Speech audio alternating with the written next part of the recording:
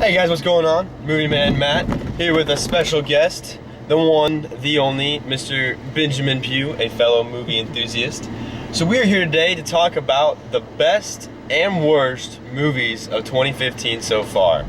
So for this, we kind of came up with a little list of what we think is the best and worst, and kind of have our own personal opinions of what makes it so bad or what makes it so good. So Ben, what is so far one of your favorite movies of 2015? I'd have to say my top movie is Mad Max Fury Road.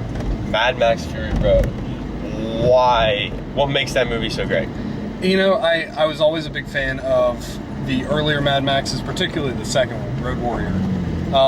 They're just nitty gritty apocalyptic movies, and they didn't follow a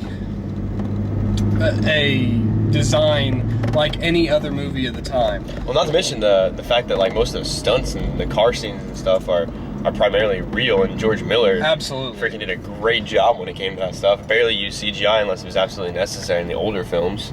So they're trying to reboot the series, obviously. Sequel's got a green light. Right, instead of Mel Gibson, they've got Tom Hardy.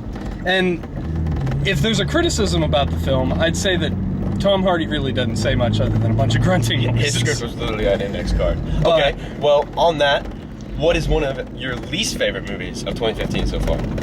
Or your absolute least favorite? I'd say Black Hat. I saw Black Hat about 2 or 3 months ago, and it was... Chris Hemsworth does a good job. It's not a horrible movie, but it just is dull. There are a lot of dead spots and scenes that, it's like, what am I watching? I'd say one of my least favorite movies would be Jupiter Ascending. Yeah. A movie that had a lot of promise from the people that did the Matrix films, Channing Tatum, Mila Kunis, Sean Bean, and it turns into a film that it feels like you're trying to count stars or something. None of it made sense. Good cast, but very difficult to follow. Yeah. Very hard plot to understand. Just all over the place. Right. Just disappointing. But okay, what about another good film of 2015 so far? I'm gonna say that probably second. Get Hard. We'll go with Get Hard. Yeah. Get Hard. I'll tell you what.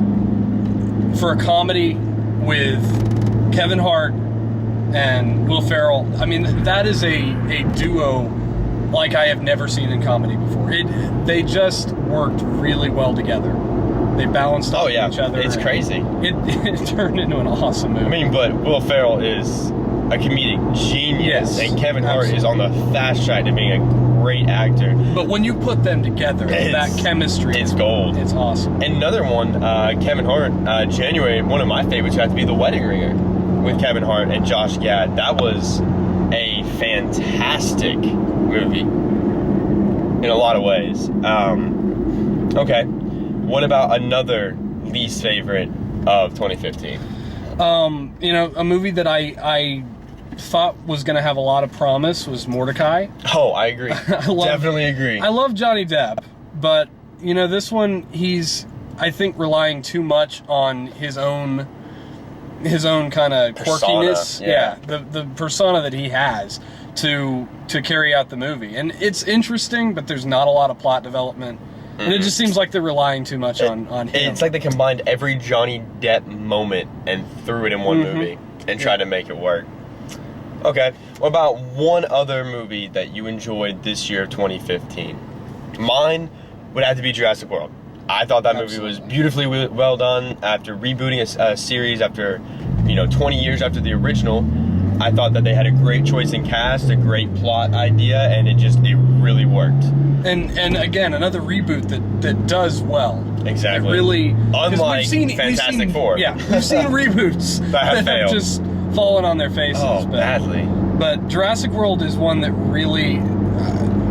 What was it rated? I mean, it was one of the top movies. Oh, it's the third highest grossing film of all time. Yeah. And the highest opening weekend of all time. It did really well. It surpassed the Avengers. And I mean, it opens the door for a lot of parents that want to take their kids to see movies that they were happy about or enjoyed, and I think it did well in that.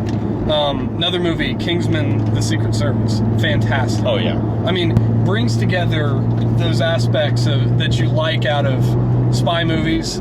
Kind of gives you a comedic aspect to it. I mean, you've got a kid basically becoming a secret It's agent. like James Bond Yeah, in a different light. yeah, it very much. James so. Bond meets Mission Impossible. and it's a little more, that edgy adult kind of movie. Definitely. It was a treat for sure.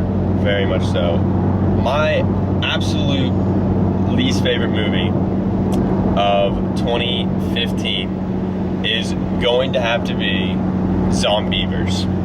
Released on Netflix. Oh my god. It is one of the stupidest movies. I don't even know why I watched it. It's about zombie beavers that attack kids at a lake house. I read the synopsis of it, and I was like, do I really want to? It's not, I don't know why I watched it, to be honest. But I was like, it was one of those Netflix moments where you just like, you're looking for a movie and it comes up and you're like, I'm gonna watch this. Big mistake. But overall, 2015 has had a lot of good films come out. But they've also had some flops in the recent days. But I would say 2015 has been a great year for film. And there's still 4 more months of movies still to come out, including Star Wars, Spectre, and a couple others that are supposed to be doing pretty well. So we'll see where all that goes. Yeah, the year's not over yet. Definitely not. So there you have it. Some personal opinions on best and worst of 2015. Leave a comment. Tell us what you think. Is there a movie that we maybe didn't hit on that you think is a good or bad movie of this year? What movies are you excited for this year? Don't forget to subscribe. Check out our Facebook page. And thanks for watching.